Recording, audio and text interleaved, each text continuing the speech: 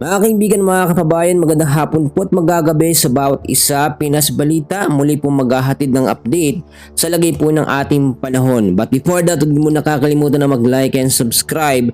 Maraming salamat po. Mga kababayan, dalawang bagyo na ang ating minomonitor sa loob ng ating Philippine Area of Responsibility. Parehas po itong tropical storm category.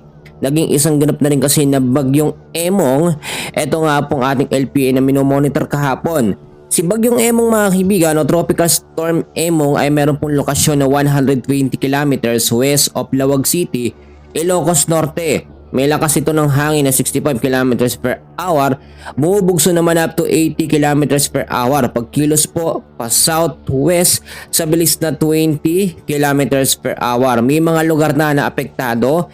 Etong si Bagyong Emong, ang ilang bahagi ng Luzon ay itinaas na sa storm wind signal number 1. Samantalang ito namang Tropical Storm Dante ay meron pong lokasyon na 845 kilometers east of northeast of extreme northern Luzon. May lakas ng hangin 65 kilometers per hour.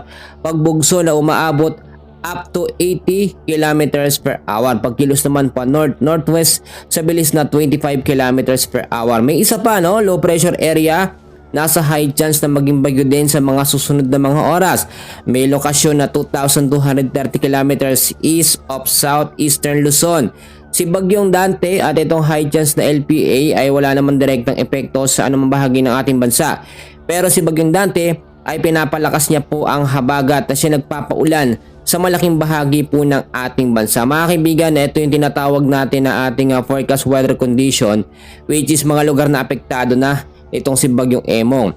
Sa area ng Ilocos region at Cordillera Administrative Region, nasahan po natin dyan ng rain with gusty winds dahil po kay Tropical Storm Emong. Posible ang pagbabaha sa mababang lugar at landslide sa mga landslide prone area. Dahil naman po sa banta ng habagat, ang Metro Manila, Zambales, Bataan, Tarlac, Pampanga, Bulacan, Cavite, Laguna, Batangas, Rizal at Occidental Mindoro ay makakaranas po ng tinatawag natin na monsoon rains o yung malakas na tuloy-tuloy na pag-uulan. So, posibleng impact pa rin pagbaba sa mababang lugar at landslide sa mga landslide prone area. Sa area po ng Western Visayas, Nueva Ecija, Aurora, Quezon, the rest po ng Mimaropa, asahan po natin ng occasional rains dyan, no?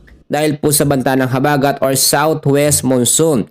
Sa Cagayan Valley, asahan natin cloudy skies with scattered rains and thunderstorm dahil po yan kay Tropical Storm Emong. At ang posibleng impact po nito ay pagbaba sa mababang lugar at landslide din sa mga landslide prone area. Ang ilang bahagi naman po ng Bicol region, the rest po ng Visayas ay patuloy ding makakaranas ng masamang panahon dahil po sa southwest monsoon. Halos parehas din sa area ng Mindanao dahil po yan sa southwest monsoon. Mga kaibigan, tignan natin mga kaibigan yung tinatawag natin at tropical cyclone threat potential. Kung makikita nyo, dalawang bagyo sa loob ng ating Philippine Area of Responsibility, may isa pa high chance mga kaibigan na sinasabi ko. Ito nga yun, no, yung LPA dyan. At yan ay pasok po sa week 1 natin, July 23 hanggang July 29. Sa week 2 natin mga kaibigan, magsisimula yun by July 30 hanggang August 5. No? Meron tayong nakikita dito na isa pang LPA pero low chance maging bagyo. So iraraos muna natin yung mga bagyo na yan saka LPA. At the same time, ang pagpapalakas ng mga bagyo sa habagat dahil ang hirap po talaga ng sitwasyon kapag ganitong sunod-sunod ng mga bagyong papasok sa ating bansa. Magkagayon man, nakataas po ang Tropical Cyclone Wind Signal number 1 sa ilang bahagi po ng Luzon. Dito po sa Ilocos Norte, western portion po ng Ilocos Sur. Kasama po dyan mga kaibigan ang northwestern portion po ng La Union. Kasama rin ang ilang bahagi ng western portion ng Pangasinan. Meron po itong warning lead time 36 hours. It means sa loob ng 36 hours saka mararanasan itong signal number 1. Meron po itong hangin na papalo sa 39 to 61 kilometers per hour. So maging handa po tayo sa mga posibilidad na pwedeng mangyayari. So ngayon din dahil po sa habagat, no, or pagpapaulan nitong pong southwest monsoon, inaasahan pa rin natin, no, ngayong hapon hanggang sa gabi ang 50 to 100 mm sa dami ng ulan sa Cagayan, Ilocos Norte, Ilocos Sur, Abra, Kalinga at Apayao. By tomorrow afternoon naman hanggang sa Friday, 50 to 100 mm sa dami ng ulan sa Pangasinan at La Union. 100 to 200 mm sa dami ng ulan sa Ilocos Norte, Ilocos Sur, Abra at Benguet. 200 mm naman or less dito sa Pangasinan at La Union, no? By Friday afternoon hanggang Sabado po ng hapon, July 26, 50 to 100 mm sa dami ng ulan pa rin sa La Union, Kalinga, Mountain Province, Ifugao at Benguet.